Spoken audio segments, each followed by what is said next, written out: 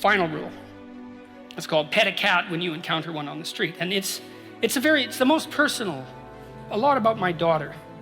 And my daughter was very ill when she was a kid, but particularly when she was a teenager. She had a very terrible time of it.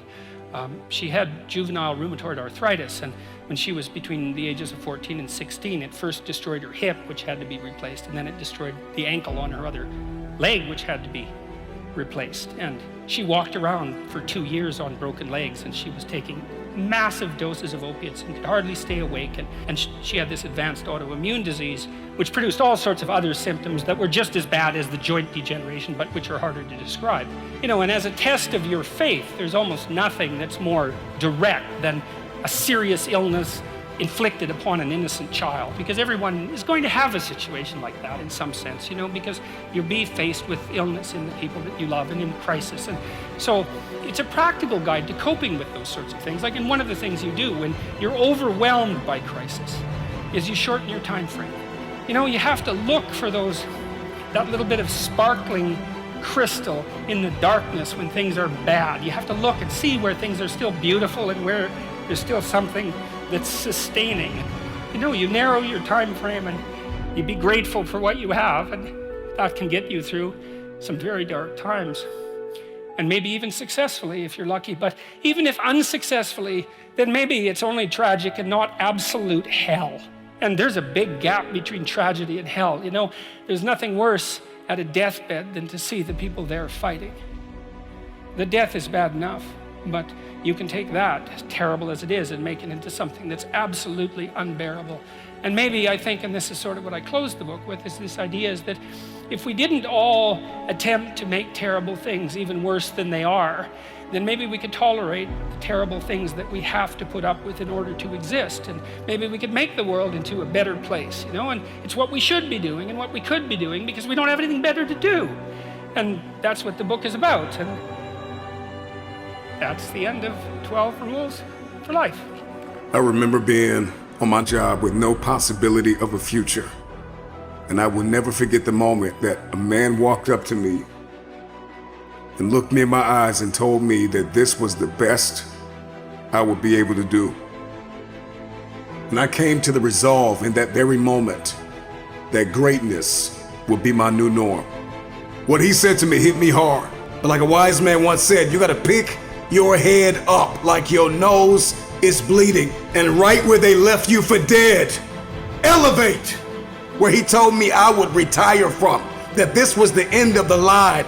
I came to the resolve that I would not believe the lie. I could hear it in the air that the voice of destiny would reside in the place where he wanted me to die.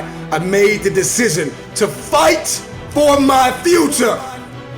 I was a mixed race child growing up in a predominantly white town, raised by 2 white adopted parents. And by age 16, we had a falling out and I was removed from the family home. I was homeless and broken. I was then brought to a small town where I was mistaken for the other mixed race child at my public school. The teachers would call me by his name each and every day, and I never corrected them. How can a 6th grader believe that there's greatness within them when they're not even being called by their own name? Even at your darkest time, you're destined for something greater. It wasn't until I went home crying that day that I learned that I was different from every other kid at school. Because by age 16, I was sitting on the cold curb in the middle of January with $15 in my bank account and this letter from the Orangeville Police Service stating that I'm not welcome on or near the property of my parents' house. And I've carried that with me, both physically and emotionally. I was at my darkest time. The past doesn't define me, I define me. And if there's one thing I'd ask you to take away from my speech, it's the belief that everyone, even at their darkest times, is destined for something greater, because I conquered mine, and it saved my life. I suffered with depression and anxiety my whole life, from being a little boy to being a man. But I always had a goal of becoming heavyweight champion of the world. And it always brought me back out of the darkness to achieve that goal. And nothing else mattered. I had a lot of tragedy go on in my life, and a lot of stuff happened that maybe could have put me off track of being heavyweight champ, but I always sort of sidetracked all of that and concentrated on the job in hand. You will not expire. You will evolve. You will not crumble in the midst of crises. You may be neck deep in what seems to be a catastrophic storm of chaos, but I pray that in this moment, you will find the calm, the peace, the hope, the faith, the courage, the expectancy you need to live and not die, to move up and not stay where you are. You get what you see. Your expectation is what you believe is about to happen. And for many of you, you have been so traumatized by the past that your expectations are so diminished. Show me something that has grown into something beautiful that didn't have no dirt on it. You take a seed and throw it on the concrete, don't put no dirt on it, and watch what happens. See, you get tripped out because you got dirt on you, but you need dirt on you to develop, because dirt ain't just dirt. Dirt is fertilizer. Dirt is nutrients. Dirt gives you the strength for your seed to push through. See, you gotta have dirt on you to push through something. Everything you see that's beautiful starts out as a seed, but that seed got to get dirt on it. We all go through dark days. We all have our share of pain. We all have our share of setbacks.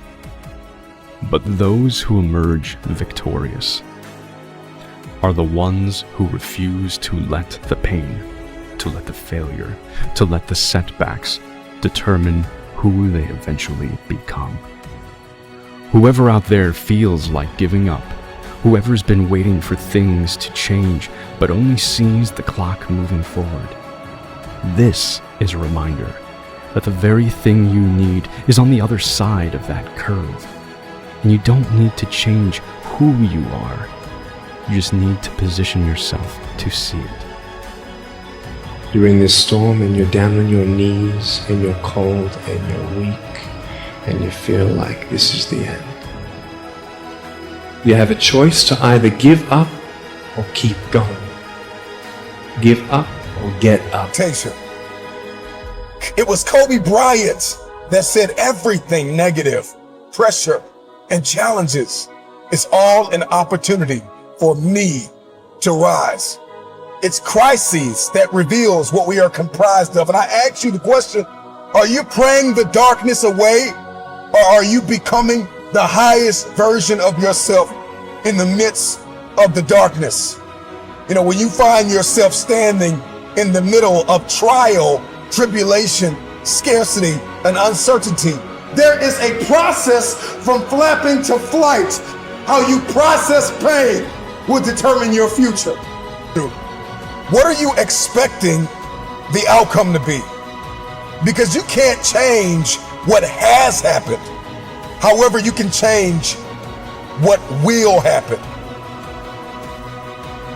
Your responsibility is, once you've gone from flapping to flight, is to protect your progress, to protect your territory. You got to get a real boss-like mentality with your territory. All the ground that you gain, protect your territory. Your conditions are not always in your control. You don't always get to decide what kind of skies you face. There are some things that are outside of your control, but your courage is in your control. Take that leap of faith, trust yourself, and know within yourself that everything is going to be all right. It's an invitation to the future. Faith is the door, it is the pathway, it is the corridor to the future. And if you are going to fight for the future, you've got to fight with faith. Get through your flapping season. Get through your flapping season. I know you got tears in your eyes, but get through your flapping season and fight for flight, because eventually the flapping turns into flight.